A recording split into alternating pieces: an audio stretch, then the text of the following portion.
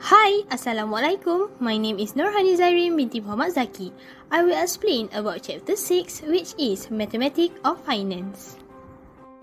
What is Mathematics of Finance? Mathematics of Finance is the application of mathematical methods to financial problems. This extra amount is called the interest. The original amount borrowed is known as the principal or capital in different situations.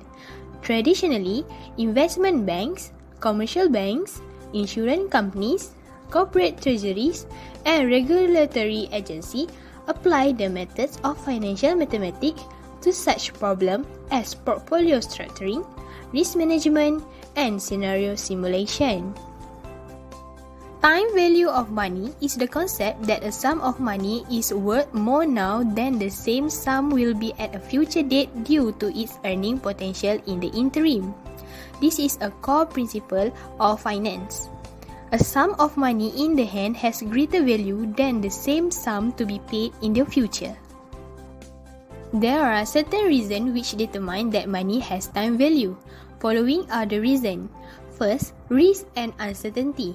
As we know, future is never certain and we can't determine the risk involved in the future because outflow of cash is in our hand as payment, whereas there is no certainty for future cash inflows.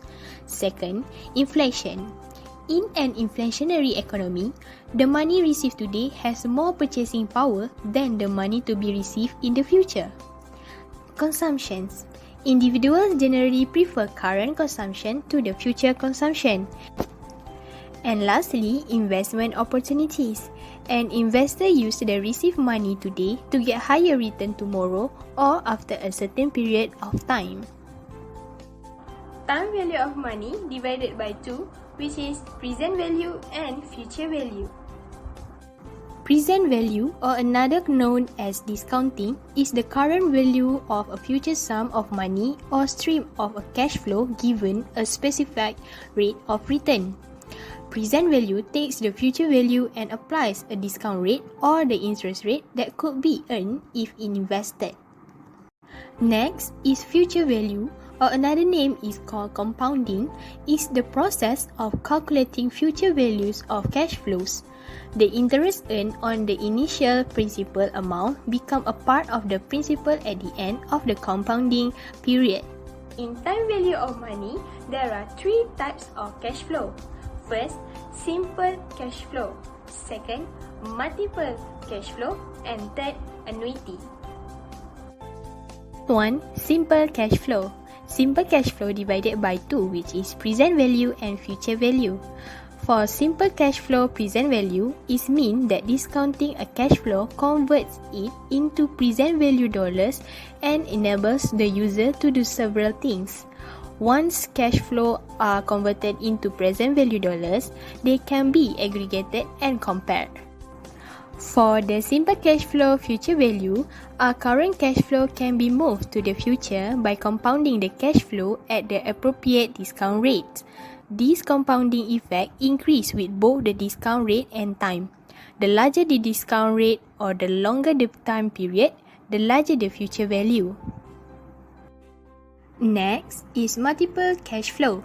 Multiple cash flow for present value are simply the sum of the present values of each individual cash flow. Each cash flow must be discounted to the same point in time. For the future value, finding the future value of multiple cash flow means that there are more than one investment and a business wants to find the total future value at a certain point in time. Lastly is annuity. For the present value, the calculation for the present value of an annuity is used when a business wants to calculate how much money it should pay for an investment today if it will generate a stream of equal, consecutive payment for a certain time period in the future, given an interest rate and a certain period of time. Meanwhile, for future value, the calculation for the future value of an annuity is used when a business wants to calculate how much money it will have at some point in the future if it make equals consecutive deposit over a period of time, given an interest rate and a certain period of time. That's all from me. I hope you understand about what I explained. Thank you for watching.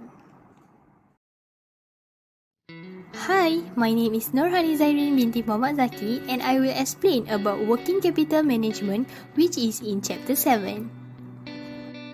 Definition of working capitals. Working capitals is the firm's holding of current or short-term assets such as cash, receivable, inventory, and marketable securities.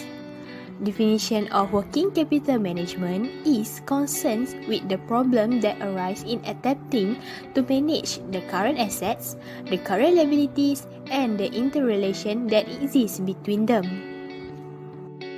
There are three policies in working capital management. First is relaxed policy. Second is restricted policy. And last one is moderate policy. I will explain one by one. First one is relaxed policy. Relaxed policy is a low-risk policy with high liquidity and low profitability. It maintains large amount of current assets with flexible credit policy. The second one is restricted policy. Restricted policy is high-risk policy with high profitability and low liquidity. It maintains a low amount of current assets coupled with stringent credit policy. Last one is moderate policy. Moderate policy is mixture of relaxed and restricted policy. It's moderate risk and return. Moderate policy also maintains liquidity.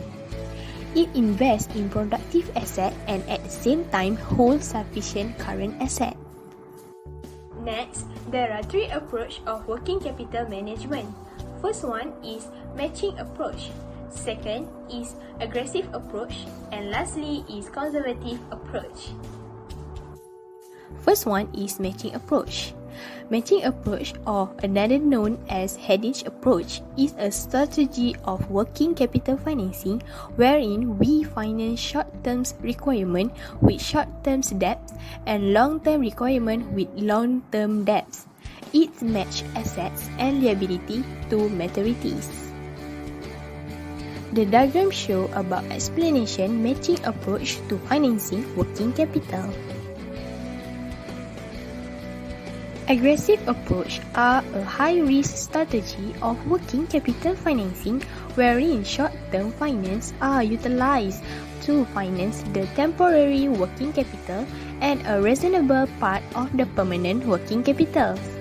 The diagram explains about aggressive approach to assets financing.